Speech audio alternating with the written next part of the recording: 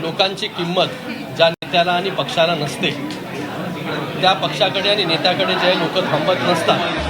प्रत्येकाला जे आहे मी ऐकलं आता की कोणाच्या येण्याने कोणाच्या जाण्याने जो आहे तो काही फरक पडत नाही असं वक्तव्य जे आहे लगेच मिनिटांमध्ये, यांना थोडा वेळ पण लागत नाही कोणाला शिव्या देण्यासाठी. जो कालपर्यंत आपल्याबरोबर होता लगेच तो आज इतका वाईट होतो की त्याला इतक्या शिव्या देऊन, म्हणून यांच्याकडे लोक राहत नाही, खासदार राहत नाही, आमदार राहत नाही, जे गेले अनेक वर्ष मेहनत करून निवडून येतात. अशा परिस्थितीमध्ये असे लोक आपल्याला सोडून जातात तर का आपलं चुकतंय, काय चुकतंय याचं आत्मपरीक्षण करायला पाहिजे ना त्यांनी. का फक्त शिव्या देत राहायच्या, ह्याची लायकी काढ त्याची लायकी काढ. सर पुढे पुढे त्यांचीच लोक आता म्हणतात की आपण आत्मपरीक्षण केलं पाहिजे. कशा गोष्टीकडे बघता आता सरळ बोलत ते. आता आमचं ऐकू नका तुम्ही, त्यांचं तरी ऐका.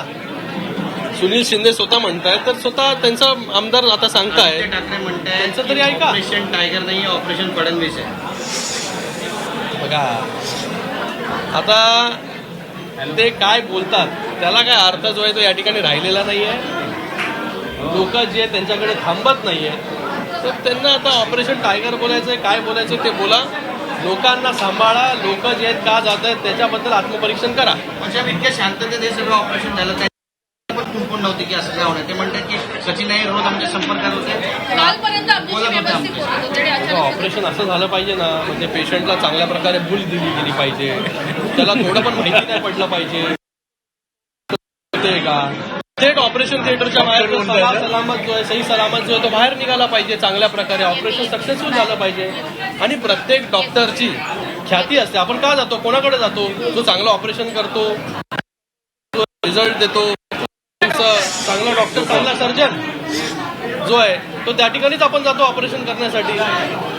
तर मला वाटतं हे देखील ऑपरेशन जे आहे हे सक्सेस झालेलं आहे. शिंदे साहेब त्याच्यामध्ये एक्सपर्ट आहेत आणि शिंदे साहेबांनी जे आहे हे प्रत्येक ऑपरेशन जे आहे हे फुल प्रूफ आणि सक्सेसफुल करून दाखवलेलं आहे. हे देखील तसंच झालं.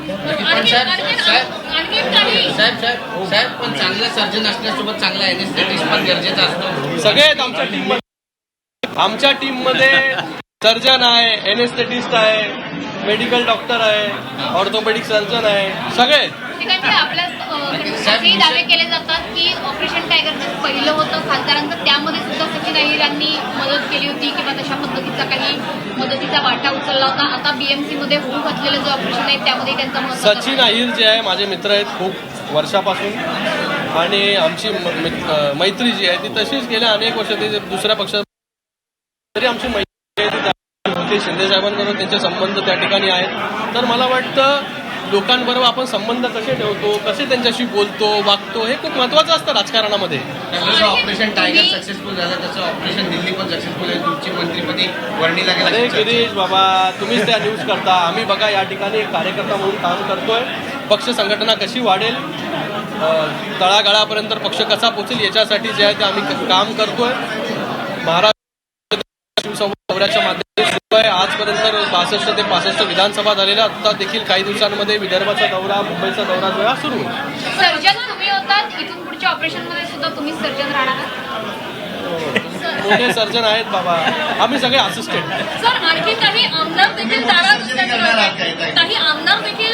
असल्याची चर्चा आहे. 14 ते 15 आमदार नाराज असल्याची चर्चा आहे. मला माहिती नाही आता ते ऑपरेशन मध्ये पुढच्या दिसून येतील. आता मला माहिती नाही अजून. पण शिवसेनेला खरं तर आत्मचिंतनाची गरज आहे.